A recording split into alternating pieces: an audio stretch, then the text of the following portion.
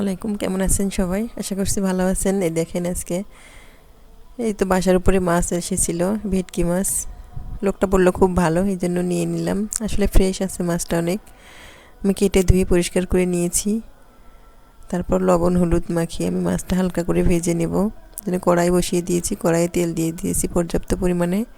কড়াইটা খুব ভালোভাবে গরম গরম করে নিয়েছি এবং তেলটাও খুব ভালো করে গরম করে নিয়েছি যাতে লেগে না যায়। তারপরে তো মাছগুলো দিয়ে দিলাম।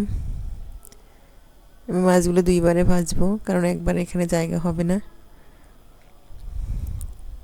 তো মাছগুলো দিয়ে এক পাশ হয়ে গেছে, আমি উল্টাই দিচ্ছি।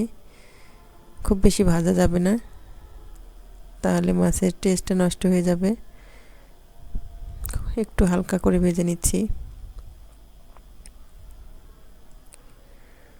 এই তো মাছগুলো আমার ভাজা শেষ।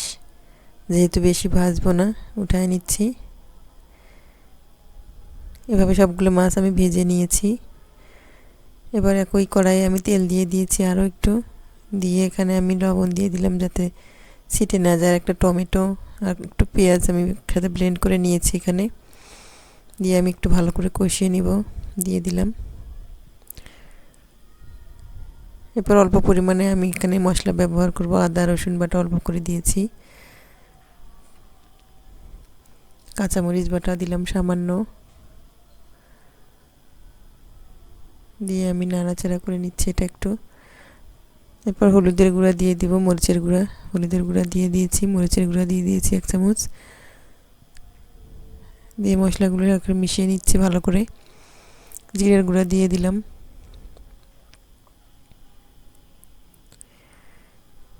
তো আমি ব্লেন্ডারটা একটু ধুয়ে দিয়েছি। দেখেন খুব সুন্দর করে আমি মশলাটা কষিয়ে নিয়েছি। আর একটু লবণ দিয়ে দিলাম, যেহেতু মাছ ভাজতে লবণ দিয়েছি, আবার আগেও দিয়েছি তেলের মধ্যে।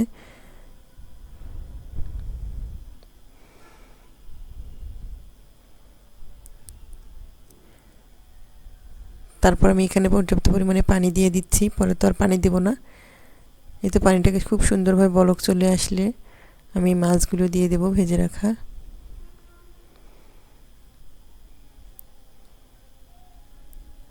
দেখেন পানিতে কিন্তু বলক চলে আসছে খুব সুন্দরভাবে। এরপর আমি ভেজে রাখা মাছগুলো দিয়ে দিচ্ছি।